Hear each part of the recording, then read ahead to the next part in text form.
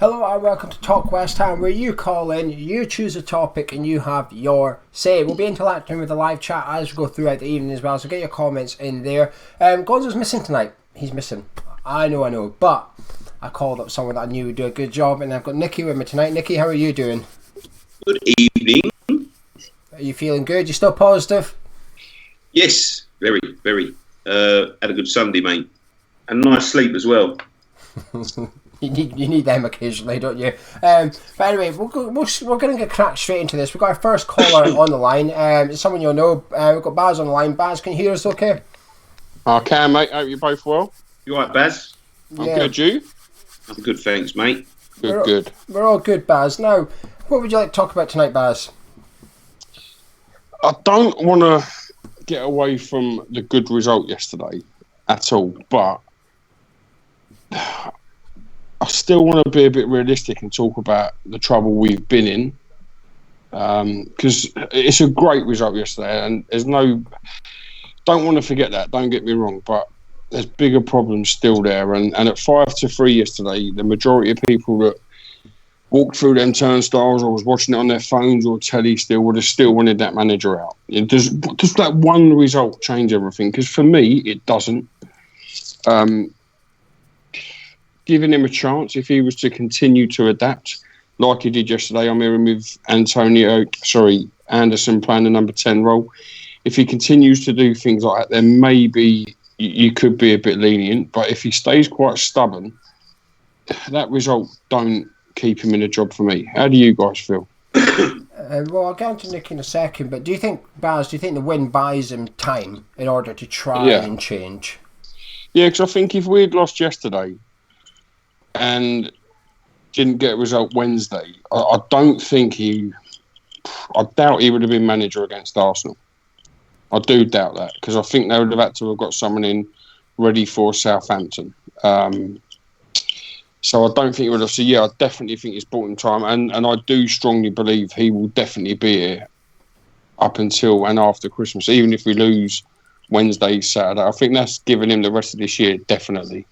And the worrying thing there is, if a new manager is to come in, you want them here before January to be able to get what they want and what they say they need. I'll come back to you in a second, Baz. What do you think, Nicky? Do you think he's bought some time, or do you think it's sort of just papering over the big cracks that's already there? Yeah, I think a little bit of both, really. I'm well in the Pellegrini out camp. The thing is, to answer Baz's question, Baz, I think you're spot on, to be quite honest with you. Some of his decisions have been baffling. They've been absolutely baffling. The substitution of Anderson every week after a certain amount of time, I think that's, you could see it yesterday. It baffled Anderson again. The thing that worries me when I look at certain results is the sort of resubmission of the team sheet against Newcastle, which, that was baffling to me. Like, how can you put a man up against St. Maximum who can run as fast as me or Baz? I can roll. Yeah, we probably you both, mate. But some of the things have been a bit baffling. And the changes that came yesterday were fan changes. And it's worrying, because I've been calling for Anderson to play in the number 10 role. I know a lot of other people have as well, just to take that defensive responsibility off of him. We've also been calling for Haller to play with a strike partner. He decided to change it up. Mikel Antonio is always going to be an honest runner in that that last third. Will it bring the best out of Haller? We'll get to see them together again one day, I suppose. But it is all fan changes. It's things that people have seen for a while, and it's taken him, especially with the goalkeeper. It's taken him 6 games, and I've been saying this for since Newcastle. He got found out against Newcastle where he whipped in that ball and he was flapping at it. And as soon as he done that, it gives a blueprint for every other team to just whip that ball into the box. Chelsea's set up to whip that ball into the box. That's why they played Giroud and not Batshuayi. Make no mistake about it. They was expecting Roberto to continue in goal. And I don't know what it is. I don't know whether someone's just had a word in his shell and just said, "Look, come on, we can all see this is bad. I don't know what's gone on, but the players looked up for it. And I think that stems from they can see the positive changes. But I'm not quite sure they're his changes. That's the only thing that worries me. If he continues to adapt and he continues to play each team as they come, we set up perfectly for Chelsea yesterday. Rice was magnificent. They had a lot more confidence in the goalkeeper. The defence looked a lot more steady with Balbuena and Ogbonna, which, let's be honest, Ogbonna's been our best defender, and that's another staggering decision. The fact that he's sort of outed him out of the team. He's probably been our best player so far this season, I think. If there was Hammer a year vote now, I think he'd get it. And he's been out of the team for 4 or 5 weeks. It all stems from the goalkeeper. They are shocking decisions. He's bought himself some time, but he's got to show that he can adapt. And if we turn up to Wolves on Wednesday and he plays something completely different and it's not working and he can't do it again, he's still got to go. Yeah, do you not think them tactics work against Chelsea though? You know, the one man up front. You said about Haller and Antonio, we might see them together. There'll be times that should work, but I still worry he's that stubborn. It won't ever come through. I don't think we'll ever play two.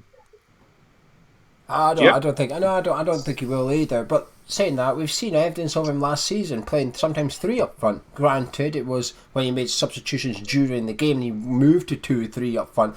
But we've missed that this season. There's been times this season where he should have gone 2 up front and he's not done it. When he has, at Everton away, he's done it really late when he brought on Ayeti, and he's sort of not thrown Ayeti under the bus, but he's not going to do anything with 10 minutes here and there in the Premier League.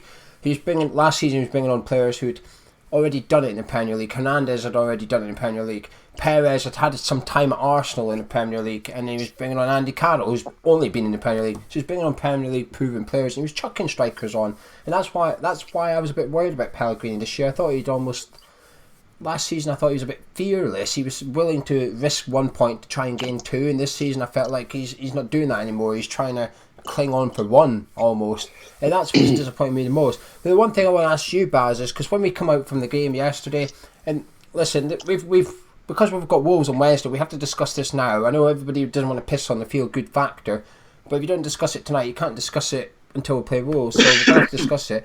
And that is, he has bought himself time, but Baz, does this sort of put the board in a bit of a pickle? Because you get the feeling they wanted rid of him, they've been touting other managers, they've been putting the feelers out and all this, but now all this prep they've been doing behind the scenes is almost counts for nothing now, because we always say back him or sack him. They choose to do neither, sat on the fence, and here they are now. That it's very much Bilic against Wembley against Spurs, isn't it? Remember when we all saw Sullivan looking pissed off that we'd actually won that game because Sullivan had a plan to sack him, but he couldn't because he won. Do you get the same vibe about Stamford Bridge, that he's won and now this plan is to bring in whoever you may think it be, have to go on the back burner? And I'm just worried that we're always going to hear Pellegrini's got 2 games, Pellegrini's got 3 games, and he'll win 1. Okay, he's now got another 3 games and stuff.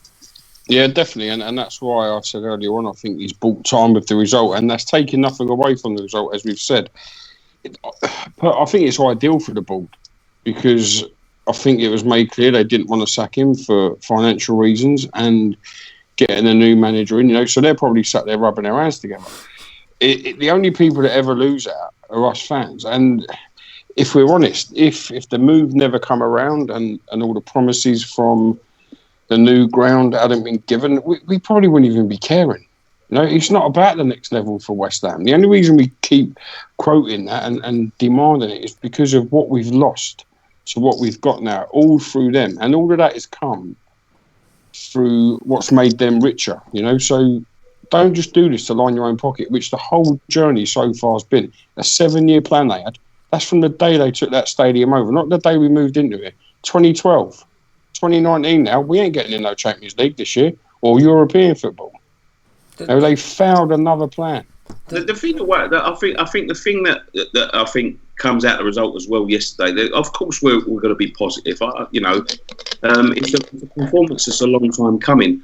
But the worrying thing is, if you look around in the Premier League today, and you look at the teams that are playing each other, they're all drawing. They're all, the teams around us are getting beat. There's chances and chances and chances.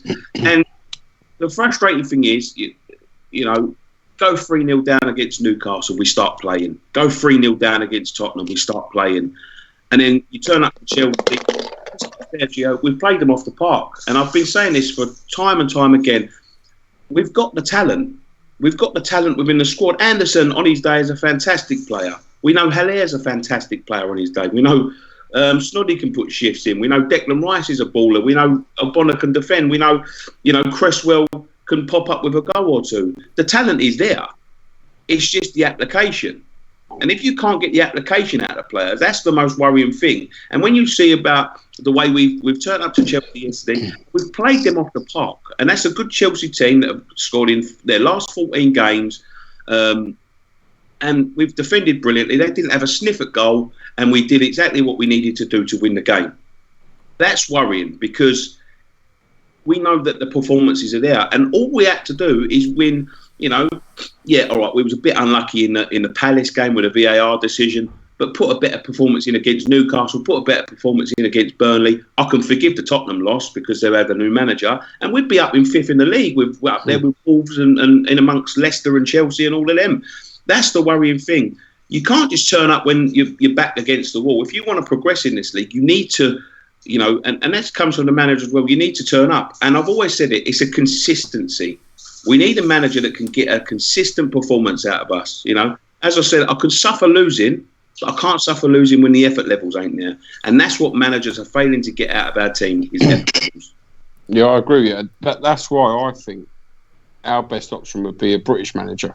Someone like Eddie Howe, as Brendan Rodgers doing at Leicester. They get work rate. Sean Dyche as well, he'd get it. But out of the two of him and Eddie Howe, I'd rather Eddie Howe. And if we can't get a manager like that and Pellegrini used to go, I think we've got to go to the bottom and start again with a former player, with the coaches that have come through our academy, and they know what it means to wear this shirt at the club. You see it with Martin at full time yesterday, and it ain't because he owes West Ham nothing. But if you leave that pitch and every fan sees you've given your everything and what it means, he'll be a hero forever. Christian, he can walk in tomorrow. He can walk in on Wednesday and make a howler and cost us a goal. Yeah, we're behind him. Yeah. But I watched him at Burnley, flapping at the fucking thing. One of them wavy mans that come out in World Cup '98. That's what he was like. He was like one of them at Burnley. As soon as that full time was, the referee put a whistle in his mouth. The geezer was bombing towards. Gone. Yeah, he was bombing towards the tunnel. Couldn't wait to get off the pitch. No confidence. And that's what we need. We need people that know what this club is about. And I'll tell you that now. Martin, his dad was here till '96. He would have been around all his life up until '96. And he knows what West Ham's about. And his dad would explain to him what it's about. And he'll explain to him, it doesn't take a lot to please them. Just give everything, and you can, and your heart is theirs. And that's what it takes. And I can't suffer people that don't give everything. Yeah, I agree. Baz, we'll have to start wrapping this up in a couple of minutes, but are you confident Pellegrini will turn it around at West Ham? Because he's sort of in the limbo mode now. He's sort of in a really still fragile place among West Ham fans, if you like. I don't, mate. And to be honest, I called him out in April last year for being stubborn. I called him Wurzel Gummidge then. And that was last season. And let's be honest, this year, we started all right. No two ways about it, apart from obviously Man City. But take away the last 80 minutes against Norwich, bits at Villa and bits at Bournemouth. Where have we played well? Yesterday we battled, but where else have we played well? I don't know. There's not been any games I've seen that we've really battled well in. And that's the thing with him. I'm not saying he's a bad manager because he's got a... I think he'd be a bit harsh. I think United, we've done okay. I think okay in patches. Not for a lot. Not for a lot of the game. And let's be fair, Man United were proper poor then as well. Yeah, they still are, mate. Yeah, indeed. And I just think with him, again, I'm not saying he's a bad manager because his CV tells you different, but there's a difference in managing a good club in this league and an average club. And an average club has to adapt in games and not have this one philosophy and I only play four at the back or that bollocks. We ain't got that luxury to just have that. Sometimes you've got to play teams like Burnley and be physical. Not go there and play 4 hours. You ain't had one game yet, until yesterday, in fairness, where he's been physically involved. He would have got battered and bruised up there. And that's why I don't trust he's a good enough manager for West Ham, in my opinion. What do you make of Felipe Anderson? Last question, because I know you're quite vocal on the Felipe Anderson thing. People will be watching this are on Twitter and stuff. It's funny actually. I've seen a lot of people say he was really, really good yesterday and didn't deserve to be taken off. But I've also seen people say he was really, really crap and they're glad he went off. I mean, their opinions on Felipe Anderson is probably the most split I've ever seen for a long time about one player in particular. The opinions on him are completely different. What's your take on it, Baz? I feel for him. I understand and I can share his frustration. I can't defend his performances because I don't think they've been good at all. But I tweeted yesterday before the game, he'll be dragged by the 60th minute or 65th minute. He was brought off after 69. If I know it, surely he knows it. It's every week. How do you build anyone's confidence up? How do you get confidence in yourself to think, I'll give it my all today and I'll start taking players on, knowing come 45 minutes to an hour, your number's coming up on the board. It's all the time. So I do blame the manager because I think he's completely and utterly shot his confidence to pieces. Maybe he could help him by bringing him inside and playing him in that number 10 and letting him... If you don't do it there, then this is his own fault. But I think yesterday, Baz, if we'd have had the players, I think he would have been left out. Because against Spurs, he was pulling out of challenges and all sorts. His confidence is gone. We all know what he can do when he's on the ball. I think he played him in the middle. I don't think he had a great game yesterday, but I don't think he had a bad game. Some of his ball playing is very, very lazy, and I think he's a little bit lazy on the ball. But he was a lot better yesterday in the 10, and I think his confidence will build in the 10. I think he was enjoying playing in the 10, and I think that's why he was so annoyed to come off. Haller, I think, if he'd have been left out yesterday, Anderson, I think he would have been a little bit relieved. I think Haller would have been a little bit relieved because I think Haller's building that pressure, he's feeling that pressure, and I think Anderson is feeling the same pressure as well. And a little rest every now and then just to show them that, there are players that can step in. Everything ain't on your shoulders. I think that will do Haller the world of good. I think Haller will come back in. I don't think he'll come back in against Wolves, but he'll have a part to play against Arsenal.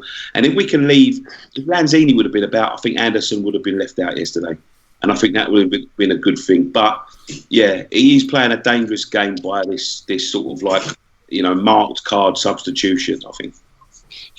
But going to Wolves, Nick, if he doesn't play him in the middle, again, I think he should be dropped. Don't put him on the left. Don't ruin him because he ain't going to deliver. Enough job yesterday, Baz. I think and that's the thing. If he puts him out there, he knows he ain't going to deliver a performance. We all know it now. So the manager will know it, so why risk it? I'd rather see him put Fornals back in the middle and play Yarmolenko naturally on the left. I think Anderson's optimum time in a game is usually the 70th to 90th minute when everyone's tired and he's still fast and fresh. But the problem is he's got to go through the first 70 minutes to get to that optimum. But in that 70 minutes, I don't think he necessarily offers enough in order to justify being kept on the pitch. I actually think Pellegrini would be better using him as a substitute for the next couple of games where he can do sort of maximum damage, if you like. Because when you ever look back at Anderson's performances, I've always said, I said it to Nicky, I say it to people in here, do we win when Anderson plays well, or does Anderson play well because we're winning? And I think it's the latter. I think Anderson tends to play well when we're winning. Game starts to suit him, it comes more counter-attacking in our favour. Players start to tire and stuff, and he just gets a bit of confidence because the team are doing well.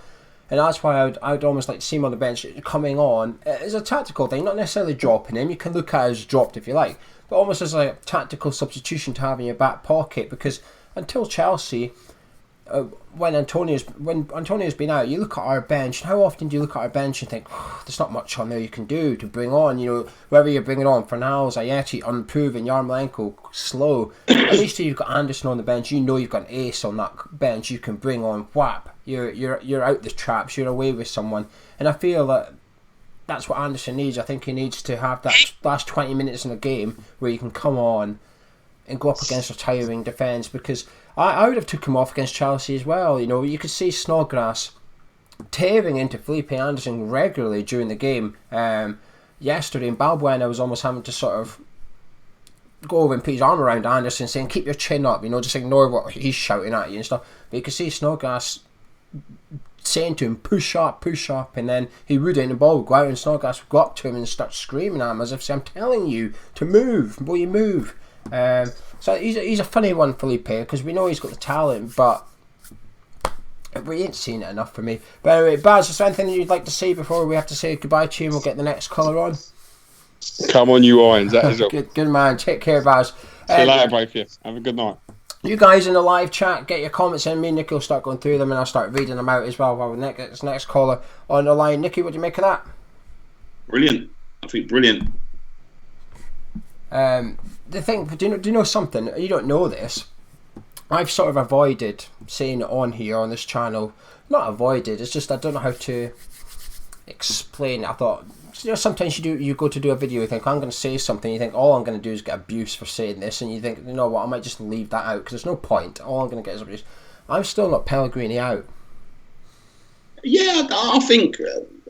Listen, I don't think there's a.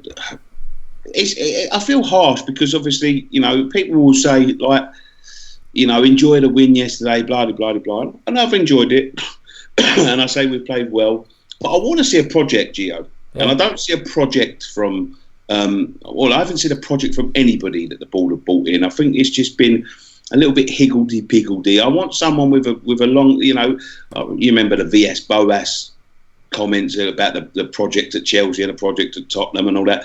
But I feel that we need to get someone in here for the long haul. And look, at 67 or whatever he is, he's not going to be here for the next. He's not going to get a renewal on his contract. He's going to see us through. But I want to see someone that can take us forward, that looks at what we've got, wants to add youth, a bit like Tottenham did when they went and bought like Ericsson and Ali and people like that, who thought, yeah, let's build for tomorrow. We've got enough for today, but let's start building for tomorrow. Get the best out of what we got. Get a philosophy, get a way we want to play, and start building a club around it. And I don't think that's what we've ever done. I think it's just Haller's available. Let's go and get him because. Let's be fair, we're always chasing our second, third targets in the transfer market. Yeah. Always. We seem to sort of nail someone down, they don't want to come, and then we go, well, who else is available, blah, blah, blah, blah. I think Haller was a great signing. I think he can still come good. He had a great start to the season, but I want to see someone come in here and sort of look at the club in the next 5-6 years and see where they can, look throughout the club, not just the playing staff, but coaching staff and dinner ladies and kit men and all that, and say, well, what do I want this club to be in the future? Like, this club needs to be a close-knit, tight community. Maybe bring the chairman into the conversations and things like that and work with him rather than working against him. It always seems to be that the managers that we've got are always blaming one another. I remember going to a conference at like a press conference, a fan forum sort of thing. And they was talking. I remember them talking about Jovic. Was it Jovic? What? Who the? He used to play for Everton. He played for us. I forget his name. Jelavic. Yeah, I forgot his name for a second there. It's easy to forget, to be fair. He didn't do much, did he? Yeah, but I remember talking about Jelavic and saying, by the way, and he went, yeah, that was a chairman signing. It's just things like that when you look at people like the relationship that sort of Man City's owners have with their managers and Leicester's owners have with their managers, I think relationships like that go a long way, because if you get the trust and the what's the word? If you get the trust and a working relationship with the owners, rather than having to argue with them every 5 minutes about who's coming in and all that sort of stuff, I think the whole club would be a better place. I think he had the trust last season, though. I think he's had the trust up until he started losing games and people got a bit annoyed, and then quickly the board decided, well, we needs to get the trust, because it's the manager that ultimately decides how hard he wants to work for him. Yeah, but this isn't the first manager we've had this situation with. I thought, is it? We've had it with Allardyce, we've had it with Bill. It's not so much Moyes because it's very short term, but it's the culture of the club, and I just feel like the next manager will be coming in, working under the same conditions, and eventually, once the honeymoon period was over, we would stumble into the same issues that Pellegrini's had, that Allardyce has had, that Bilic has had, and that is the blame game comes out, the scapegoat thing happens, and the board need a human shield, and it's always the manager that becomes that human shield. I think, I know, we're going to get you and put you in the way, and we're just going to sit behind it, and you're going to take all the slack, because while it's a money thing, while we think they won't sack Pellegrini because of a money thing, I also think they don't want to sack Pellegrini because people are blaming Pellegrini, and once Pellegrini stops getting blamed, there's only one other people to blame. So it's almost like a very convenient person to have in the forefront of the fans' vision and say, well, it's your fault, mate, because you're not doing this and you're not doing that. That's why I was pleased that Pellegrini done something, because I never actually thought about it until I watched your video earlier about how Lampard set up for Roberto and goal, because you were bang on. Because when I seen the Chelsea team, I said to Bez and that, I said, these fullbacks, I said, he's dropped Aspilicueta, he's got Reece James, and I said they're going to come, and Emerson, I said they're going to come bombing down that side, and they kept coming down our left in the first half. They kept coming down and trying to get the crosses in. I never actually clicked that was because they expected Roberto and goal. But the thing is, at the end of the game, Chelsea finished without a striker on the pitch, and I just thought if this was Pellegrini, he would be getting absolutely slaughtered. He would get slaughtered if we lost a game and finished with no striker on the pitch. And I just thought, it's because it's the media darling, he'll get off with it. And the funny thing is, a complete irony is, if we had swapped keepers for the Spurs game, this would never have happened. Lampard would have planned for David Martin to go. He would not have. Pellegrini's almost not on purpose, but he's almost sold Lampard up the river a little bit by letting him prepare for Roberto, and he's sprung the surprise on him a little bit, and he's probably prepared for Haller up front, and then we've gone a bit more counter-attack and thrown Antonio in there, and he's thinking, how the hell, what's going on here? It's the first time, and possibly the whole time he's been at the club, I actually think Pellegrini has bluffed everyone. But even with his press conference comments as well about Antonio and Roberto, I was expecting Antonio on the bench and Roberto and goal. I think Pellegrini's actually pulled something off here. I think he's just mugged us all off a bit. I'm not Pellegrini in, I'm just not Pellegrini out. I'm very much unsure because I think it's his first rough spell as a West Ham manager, and I think he deserves an opportunity to try and get out of it. And whenever you watch the Premier League, there's results. The results are bonkers. This season is absolutely mental. We beat Wolves, like you said earlier. We beat Wolves. All of a sudden, we're looking up rather than down, and that goes for every team in the league. We gone and beat Chelsea. Thought, finally. But then Norwich were close to beating Arsenal, and we wouldn't have moved any further away from the bottom three than we were before we beat Chelsea. So it's just. I honestly, when I look at the next two games now I couldn't see anything at Chelsea, but I look at Wolves. Look, Wolves are having a decent season after a tough start, but they're in the Europa. That takes a lot out of you. Playing Thursday, Saturday, Sunday, then Thursday, Sunday, then again Wednesday, and then again Saturday or whatever they're going to be playing. So I think that they'll be looking at changes, and they'll be looking at whatever. And then you've got Arsenal, and Arsenal are on their arse. Don't make no doubt about it. Like today, yeah, they had some poker, but I think Norwich carved them open as easy as Arsenal carved them open. I think it was a very even game. I don't think it deserved a winner. In fact, if there was going to be a winner, I think it was going to be Norwich, to be quite honest with you. I think they created the better chances. The penalty was a farce. Let's be honest. It was a farce. He missed it. There was Arsenal players in the area as well as Norwich players in the area, but that's by Dubai. They are there for the taking. At home, if we get a win on Wednesday, I think we'll do it. Right, a couple of comments, then we'll get the next caller. Tom says this club is being prepped for sale. Debts going in January, wage bills under control, most of the deadwood gone, and the manager's contract and end when they can sell without him. And then we've got Sundar who says, I think we'll see this season out next summer on the cheap, and then the same old crap next season, and the new manager after Pellegrini's contract is up. Now, the next comment under that in the live chat is a bit of a funny one because it's from Hard Chip who says, need to get that bloke Jazz on the show. Well, Hard Chip, I've got some good news for you. Jazz, can you hear us okay? Yes, good evening, gentlemen. How are you doing? Not too bad, thank you. Okay, mate? Yeah, not too bad, thank you. You know what Sundays are like? Worried about Monday going back to work. Well, don't worry about it. It's going to be an easier Monday this Monday, I promise. Well, I'm looking forward to this call because I know what Jazz is going to say, but it should be an interesting conversation. But Jazz, what would you like to discuss tonight? I wanted to discuss, with the transfer window coming up, what we all think should be the one or two sort of players that should be coming in and which positions we urgently need to sort of fill in, really. And on the back of that, also discuss the number of players who hasn't worked out for them at West Ham, and going back to sort of Nicky's comments, why did we buy certain players? What was the project? What was the thinking behind it? People like Sanchez, Hugo, Roberto, Ajeti, Wiltshire, and what's going to happen to Reed? What's the future of Lanzini? A lot of us think he's not going to recover that form he had in the first couple of years under Bilic. So that's kind of what I wanted to kick off to kind of speak about, really, yeah. But what's your thoughts on the January window then? You've obviously got one or two things in your head that you want to get out here, and then we'll take it from there, Jazz. Yeah, I mean, I believe we need to replace Noble at some stage, and sooner to better. He's kind of giving his heart, but the age is not on his side, and obviously the engine's getting slower. So I'd like to obviously have someone in there, a bit like Diami, Czech Coyote, box-to-box, full energy player, a bit like Grealish. He can pick the ball up and run into the box. So I think we need that type of player in the centre of midfield alongside Rice.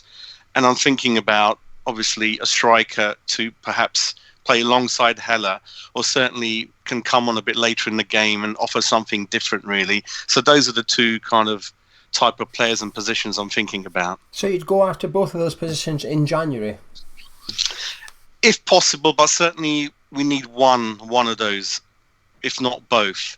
I had a look at the average spend going back since we've moved to the new ground, and it's on average about 25 million a year on average, the net spend that we do, apart from obviously when Pellegrini came it was around 17 million, but then the average has gone back to around 27 million. And also this goes back to director of football. I don't believe we really need someone who's director of football. I think we should go back to the basics. The manager should know and have some scouts underneath him who tell him out there in the world who can fit in his philosophy, way of thinking, formation, that type of thing. I think we need to replace Noble, yeah, but I think they're both urgent. I would like to bring in two, if possible, and I believe Pellegrini is going to break the way he likes to do things, and probably going to have someone on loan, I think. So perhaps someone permanent and one on loan. But I think we equally need those two bodies in to fill those positions urgently, I think. I think you're looking at big money though there, Jazz. I'm not sure that we're going to see that type of money spent in January. I think that's your big issue, really. Nicky, what do you make of that? What do we need and what will we get are two completely different questions. They will be looking around loans and things like that, if anything. And it all depends on how December goes. I mean, if it all collapses now, they'll be forced to have a look at something. But what do we need in terms of what we need? I mean, I've said this. We've got a decent core at decent age. We've got Anderson, he's 25. We've got Haller, he's 25. We've got Rice, who's 20. We've got Diop, that's 22. Fullbacks could be looked at. I believe, I think we've skimped and scraped on fullbacks for too long. Fullbacks are such an important part of today's game. Look, Cresswell scored a brilliant goal yesterday, and he's picked his performances up. But his age is getting on, and he's going to be 30. He's going to be coming up 31. I don't think Masuaku's ever going to be in anybody's plans as a left back, a full back. As an attacking player, maybe, but not as a full back. So I think we could look at a left back, possibly a right back to replace Abaleta. Someone that can play that sort of comfortable playing out from the back sort of roles that Man City and Liverpool do quite well. And I think we've got the players to do it. We need a midfielder. We've needed a midfielder since we was at the bowling. I think we've needed a midfielder from someone dynamic. I think John Joe Shelby would have been brilliant. You see him again, putting in a great performance for Newcastle against City. Someone that he's not afraid to get stuck in. If the chips are down, he'll get his foot in and start winning tackles like Noble. But can strike a ball. He's one of the cleanest strikes of the ball ever. I think he would be a brilliant signing. I would like another winger as well. I don't think we've got enough pace with Yarmolenko. I don't think he's got enough pace to play on a wing in the Premier League. I would like to look at Watford players. I like that. Is Sarr? Is it Sarr? Yeah. Lots of pace and people that are willing to go past players.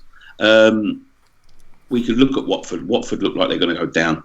So at the end of the season, we could pick bits of Watford apart, like the likes of Sarr, maybe Troy Deeney to play up front and give a little bit of that sort of Tevez-esque sort of robustness up front. But we're not going to get any of this in January. Nothing like this in January. We're probably going to recall Grady Diangana and that'd be that.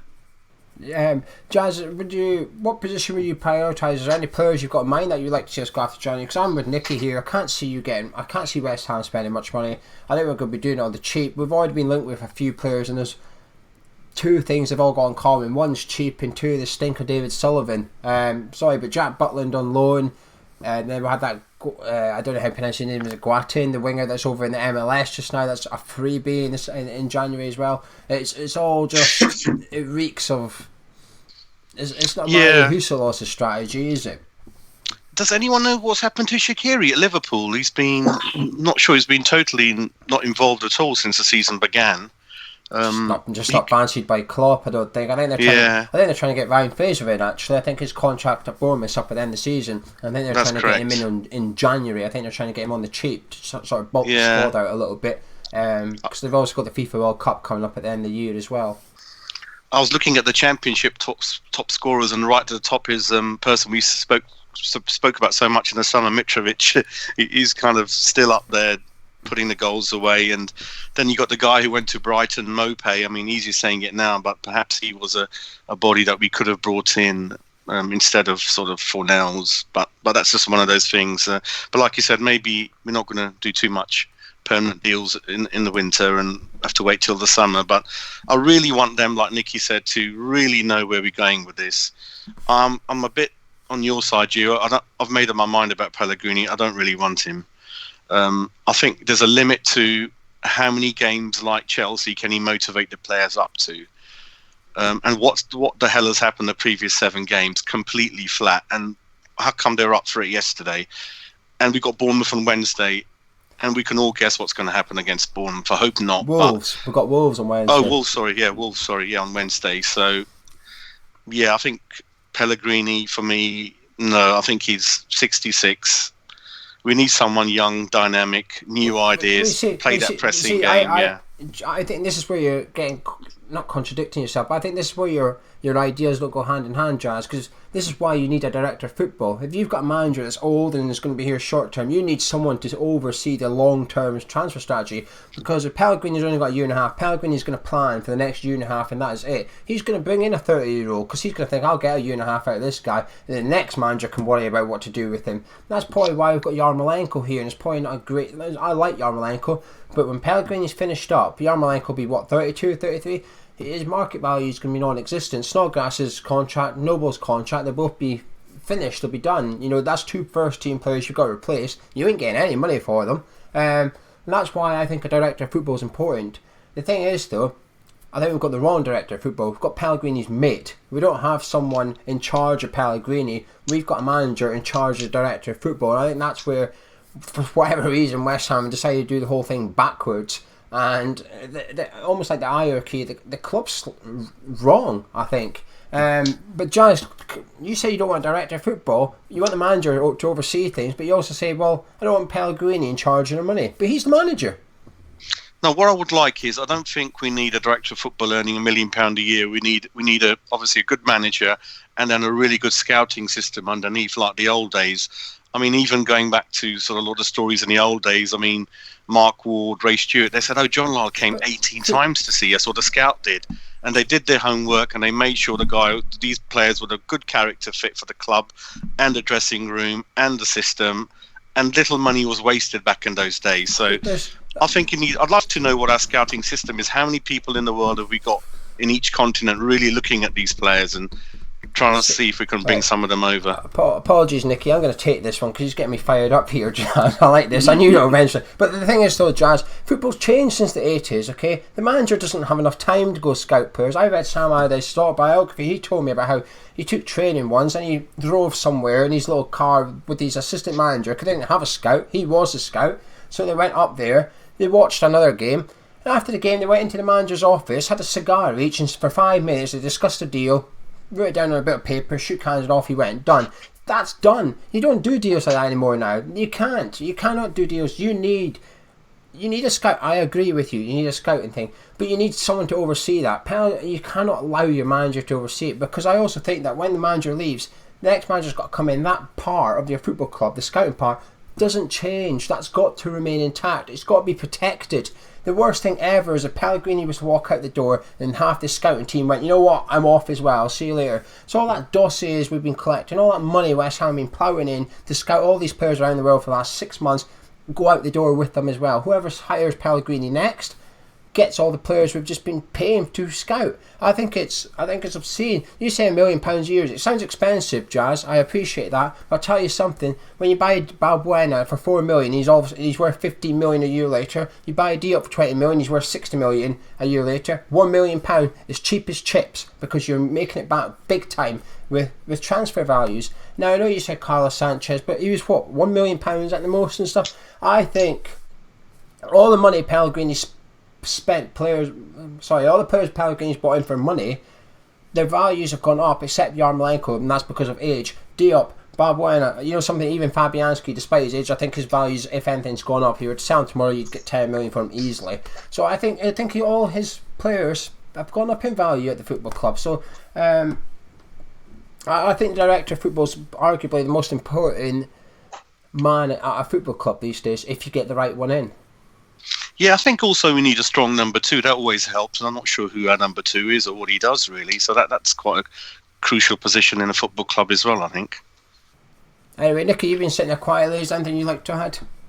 No, not really. It's always a tough one. I can see both sides of the coin, really. You know, I think a director of football for the future of the club can be good, but there are managers that won't leave the club high and dry, and just have full control. But look, the game's changing all the time. I don't know, the stuff that Redknapp used to do and Roden used to do. The game's changed so much now.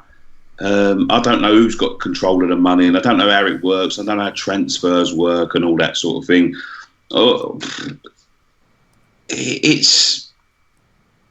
I think that it's got to work in conjunction. Everyone's got to be on the same page, from chairman to director of football and manager.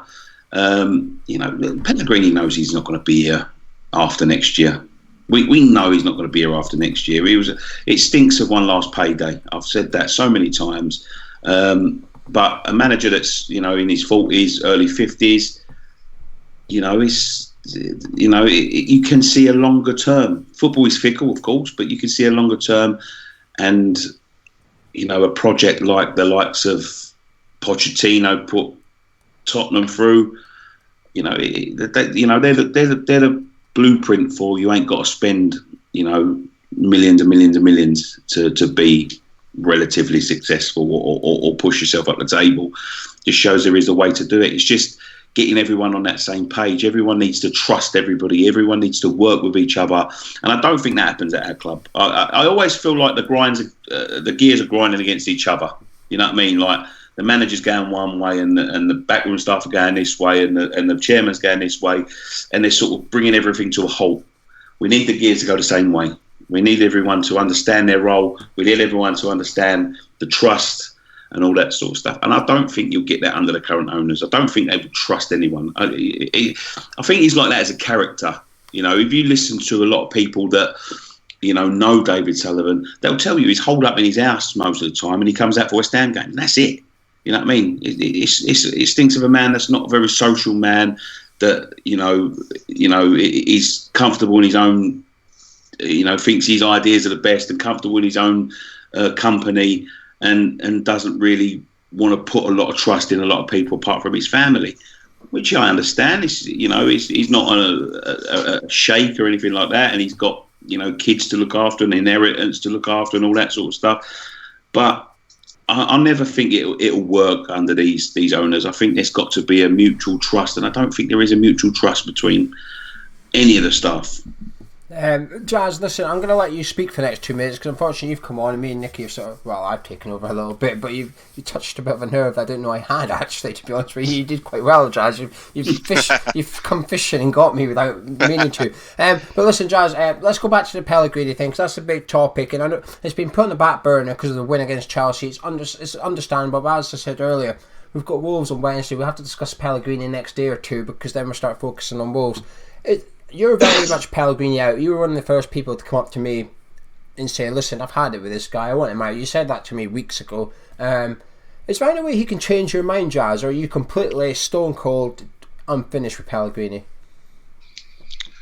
I would have removed him after the Newcastle game, but because he's still here, we can't do anything but look at the next two games and see what happens. But I don't think we can repeat the performance that we showed at Chelsea in the next two games, for example.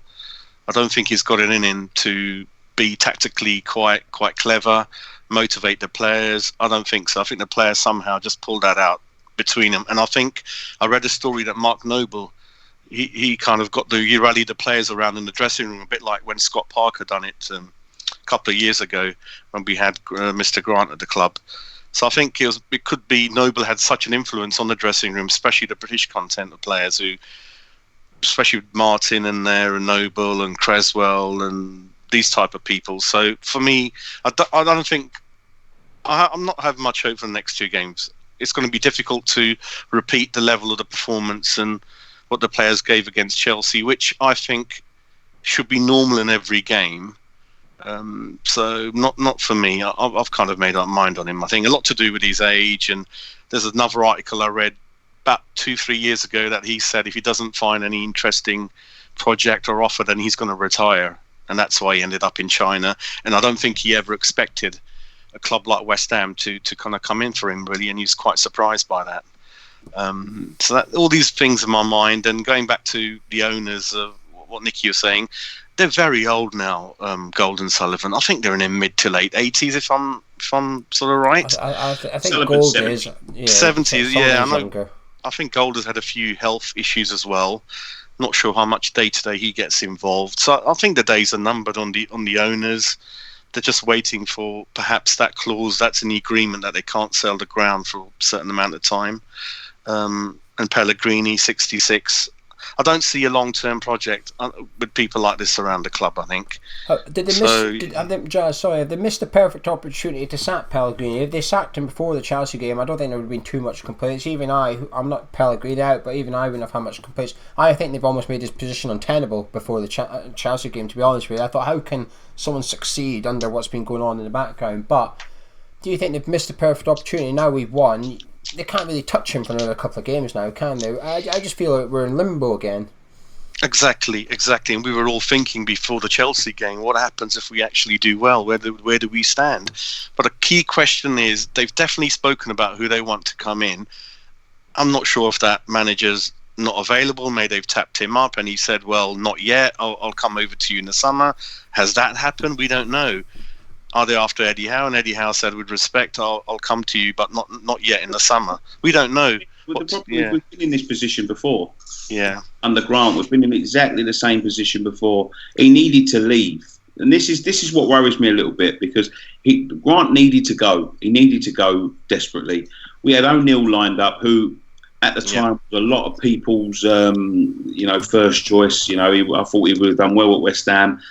And because it all came out of the press, and this all comes down to things I've been talking about on West Ham Fan TV, things like professionalism and all that sort of stuff. They're leaking out these things and telling X, Y, and Z what they're doing before they've done it. And because it all got out, O'Neill said, you know what? I'm not doing this to this man. I thought it was all done and dusted. I thought we knew what was going on. And they're telling, I don't know who it was at the time. I can't tell you. It was so long ago. I wasn't in the game at the time, but I can imagine who it was, to be quite honest with you. But it all got leaked out, and O'Neill ended up saying around, thanks, but no thanks. I'm not going to be the can I swear on this channel, Gio? Yeah. I'm not going to be the bastard, and it ended up costing us our place in the league, and it ended up costing our place in the Premier League. So I don't know. I think this is a different kettle of fish. I think it's a little bit better under Pellegrini than it was under Grant, but it was definitely going the same way. I just hope that whatever has been in the way has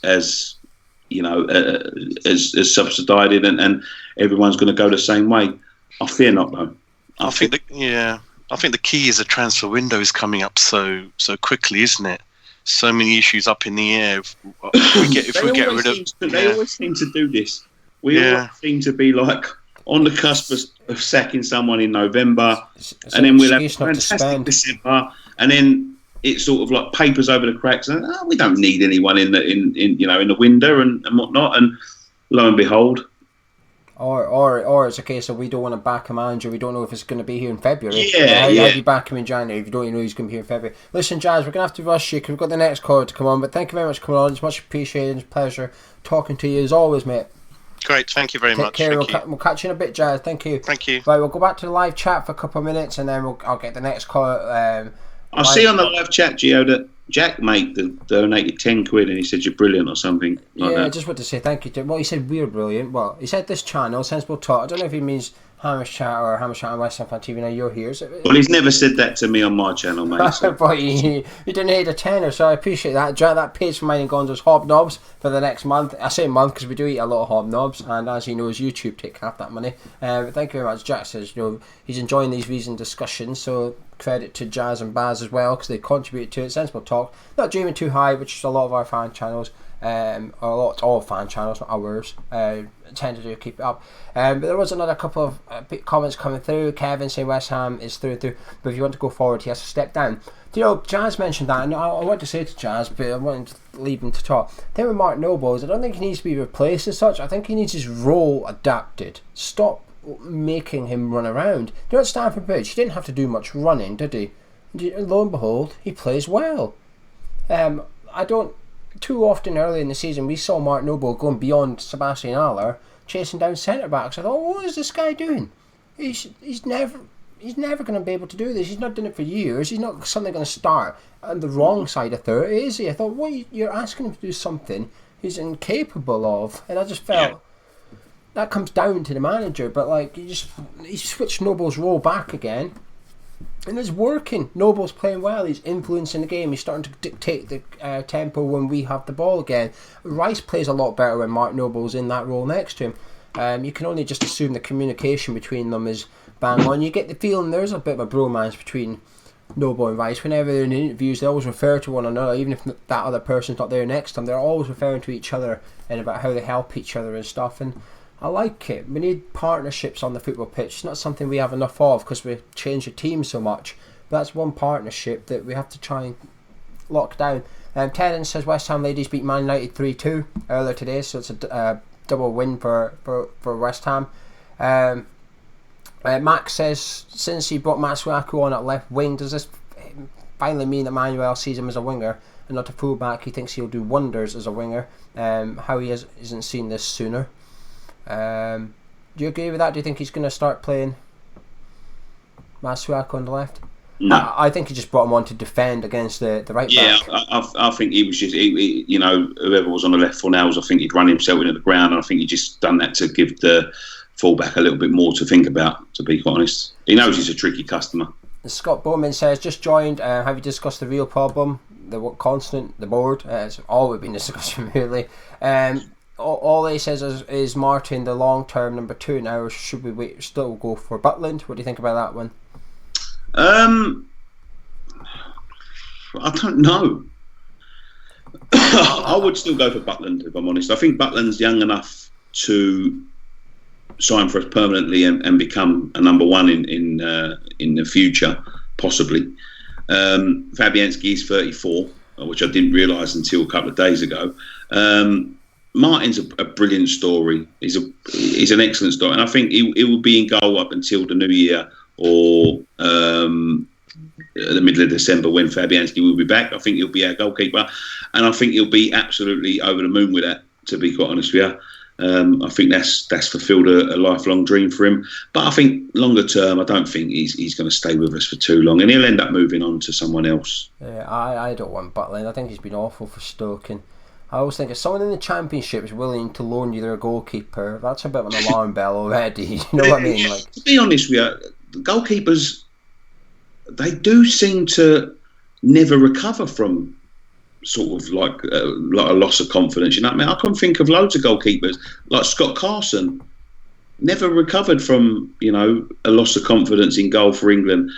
Joe Hart even. You know, it was England's number one, Man City's number one. You know, bit of loss of confidence, never recovered from it. So yeah, it is a little bit of a dodgy position.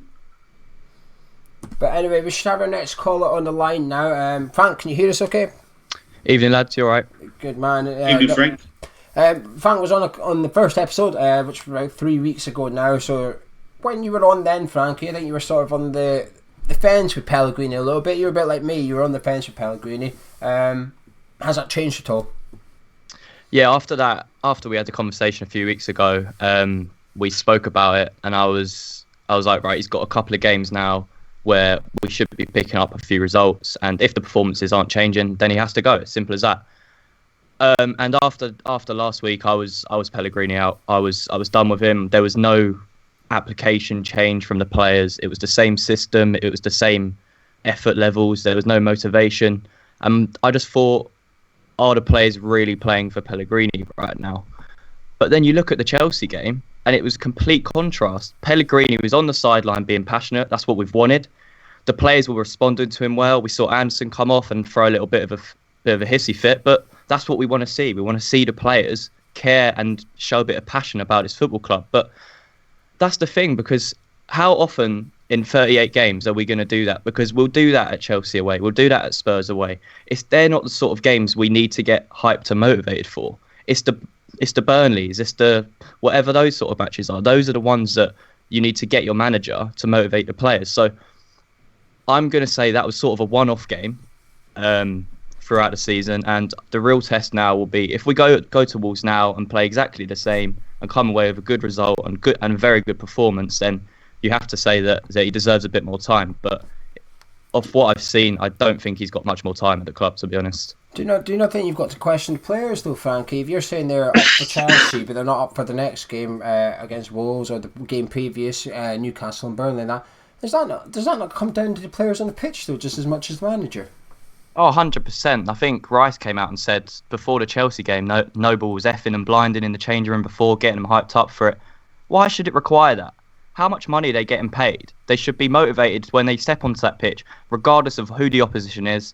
Granted, the games against Spurs and Chelsea, you're going to be up for it a bit more. But if you want to progress as a football club and actually achieve things, you have to get motivated for every match. And yeah, the players do need to get criticised. But if you're not truly believing in the manager and what he's telling you to do on the pitch, they're not going to give 100%. But we've seen it since we've moved to the stadium that whatever manager's been in charge, we've played well on occasions, but we've struggled to find consistent form where we're putting in very good performances and we're coming away from matches thinking, our players have actually looked like they want this today. So I don't know. Is it going to be the same story if we go and sack Pellegrini, bring in Eddie Howe? There'll be a few games where we look like we're up for it, and then it just sort of fizzles out. So it's hard to call it, really. Do you think they're still behind Pellegrini? I mean, there were some questions. Has he lost the dressing room? Has he not? What's your opinion? I think that they're still behind him. I think the majority of the players are still behind Pellegrini. I think we saw that against Chelsea. But Pellegrini himself just had to change something. He changed the goalkeeper. That was an obvious one. And he tweaked the formation a little bit. So it does show that with a little bit of tweaking, a little bit of adjustment, we can perform because we've got the talent in the squad. There's no doubting. I've always said it since Pellegrini's come in, we've brought in some fantastic players. Anderson is a quality player on his day. Diop's shown he's a quality player.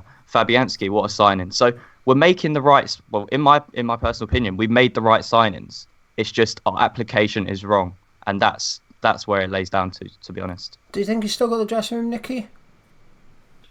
No, well, it's a tough one because you'd have asked me last week.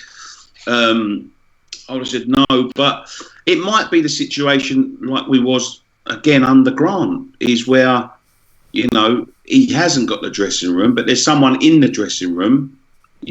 Under Grant, it was i.e. Scott Parker, that sort of saying to the lads, "Come on, lads, we need to band together. We need to stick together." There are rumours that there was a big bust up after last week's performance, and people have just sort of aired their grievances, sort of thing, and people are starting to move on. There was definitely something wrong. I think there's a couple of positive things that have changed. Like, you can't disband it. I don't think you can chuck these away. One is the goalkeeper, because ever since, the goalkeeper's changed, we've been awful, void of confidence and all that. And the other is the introduction of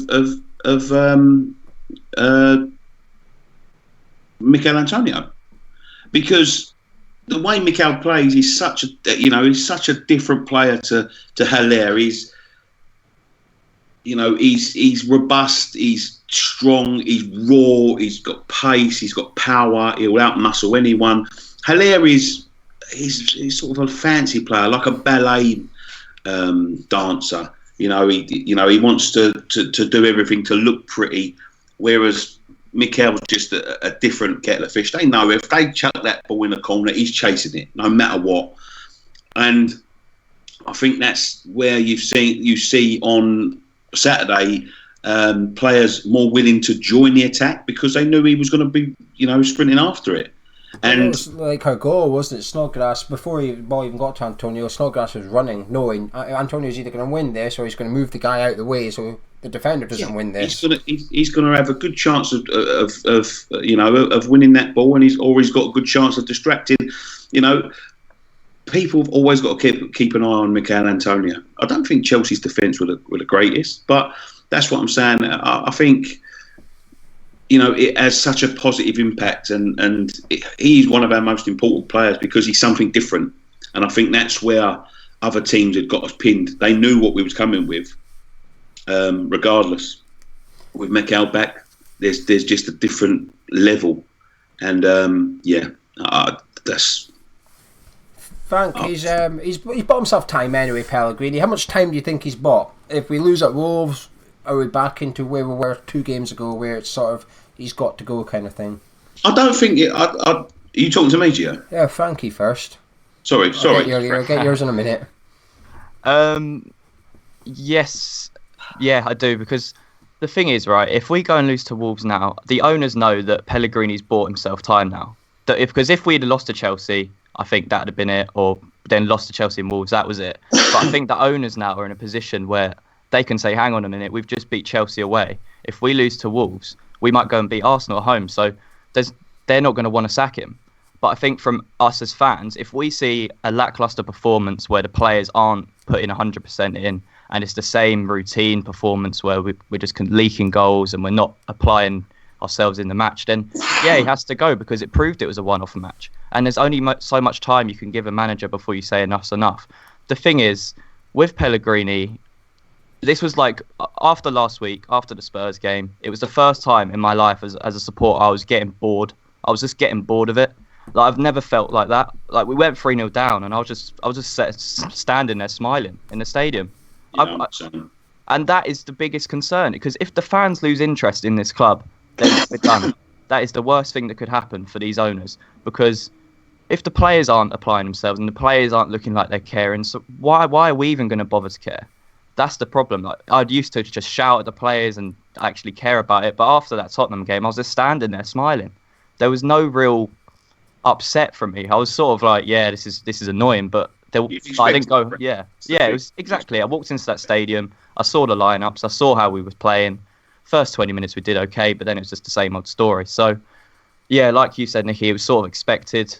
And yeah, there's only so much more that we can take as fans before we have to just make a change. Is this the worst thing though, Frankie, for West Ham, that we've got a manager who's, well, like what me and you are, I guess. Well, you're slightly more Pellegrini out now. I'm not Pellegrini in or Pellegrini out, and I think that's where West Ham are with the manager as well. Is that not worse than having no manager in a way?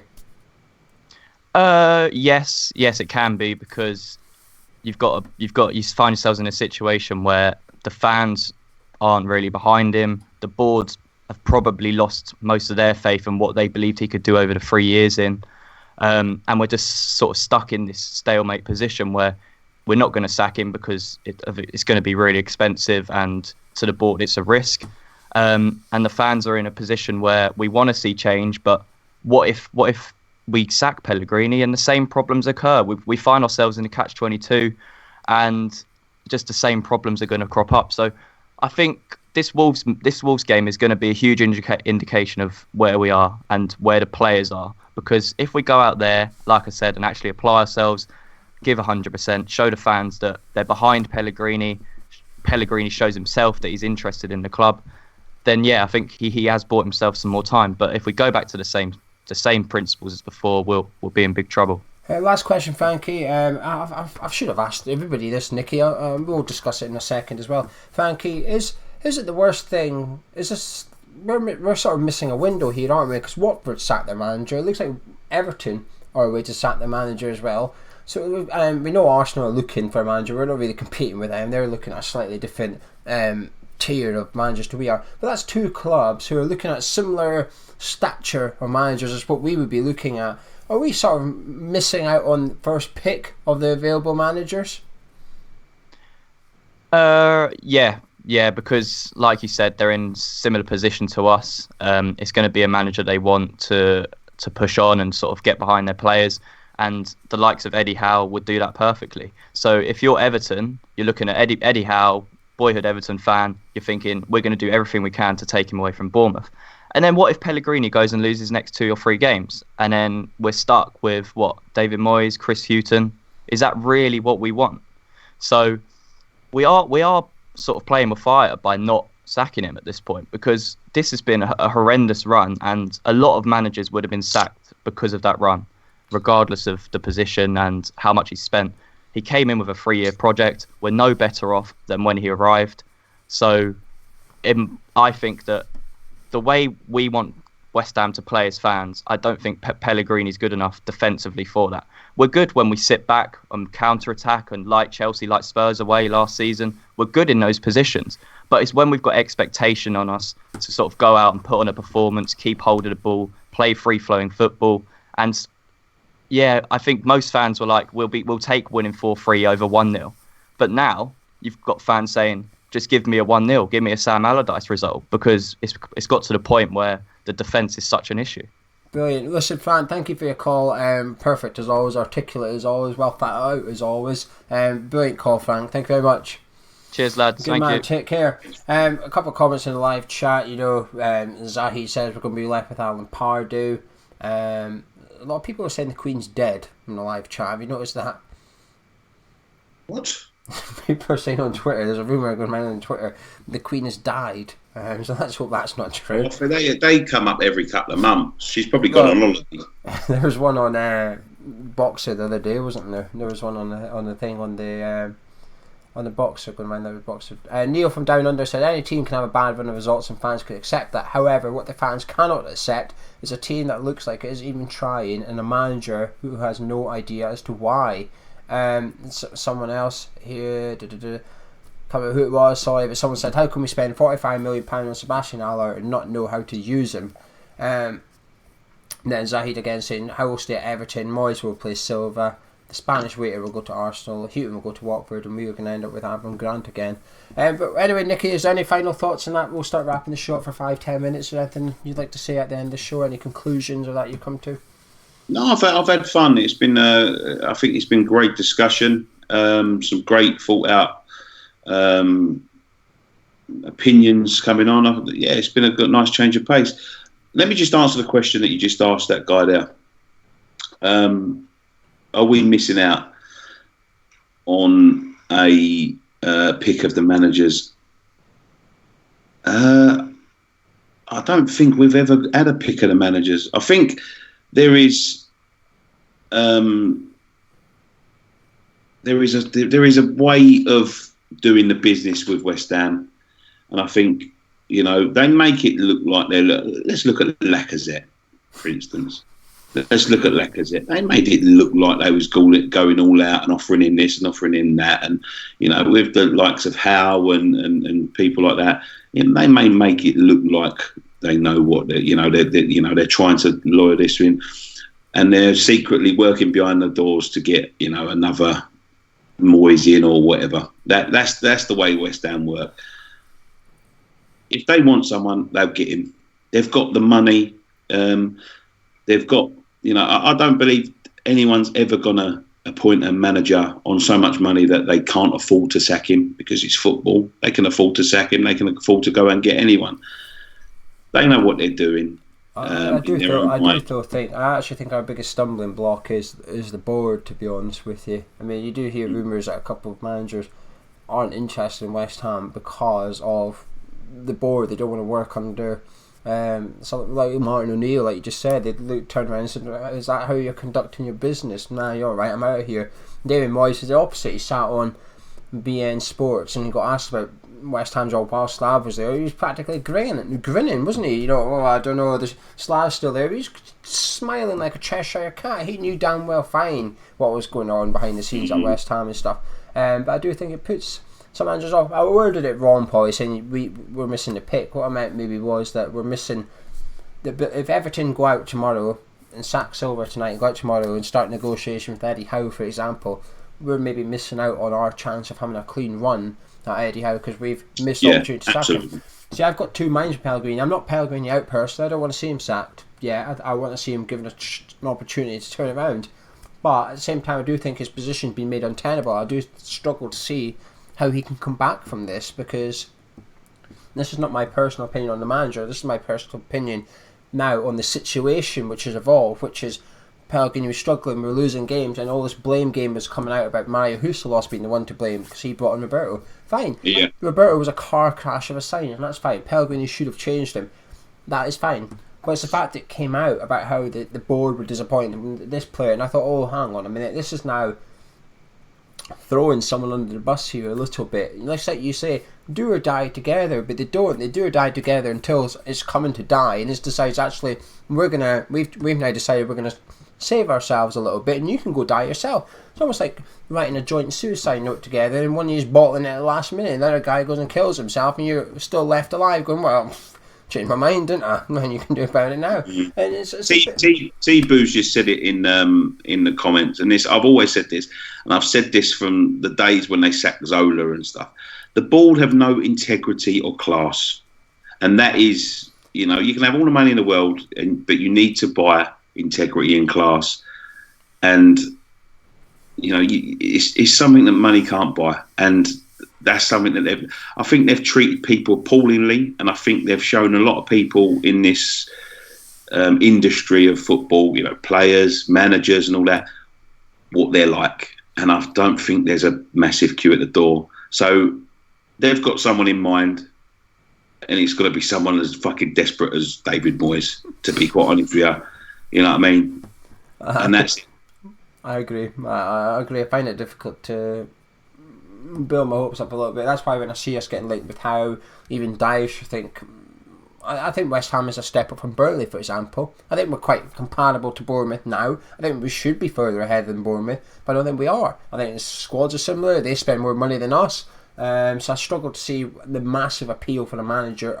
But I do think Dyche has taken Burnley as far as he can. I do look at Burnley and think you're not going to go further. He's already taken you to 7th in the league. He's took you to Europa League. Well, he had a swing at it anyway. I'm not sure he can take you further than that. So I think Dyche's done it. But if you look at the way Burnley play and you look at our squad's not ready for Sean Dyche. He would come in and look at Felipe Anderson and go, what on earth am I meant to do with him? Can he run up and down? Can he slide tackle? No. Well, he's not a wide midfielder for me then, is he? Can he go up front and score goals? Oh, sorry, mate, he's not scoring about 28 games. Okay, right, so he's not a striker. So where does he play? I play 4-4-2. Where does Felipe Anderson play? So I don't know, mate. Well, okay, now I've got a £40 million player. I can't play. Right, next player. Let's have a look at the next one. Yarmolenko, okay.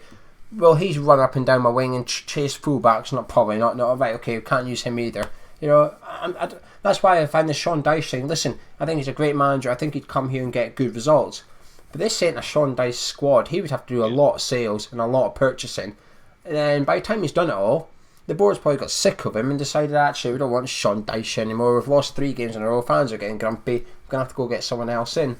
That's why I'm quite happy with Pellegrini. I was happy with last season. Listen, it wasn't all clouds and rainbows and marshmallows. It wasn't all fun, was it? It was some boring games. There was some proper dire games. But I was happy. I thought we were comfortable. I thought there was some good games for some crap ones. And I was optimistic that if we got the Natovic thing out of the way, that we'd be able to progress a little bit.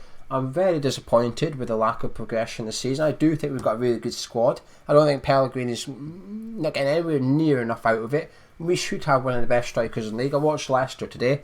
Jamie Vardy does nothing for the first half, second half, bang, go. I thought that's what you do. You know you've got a top striker, you know how to deliver to that striker.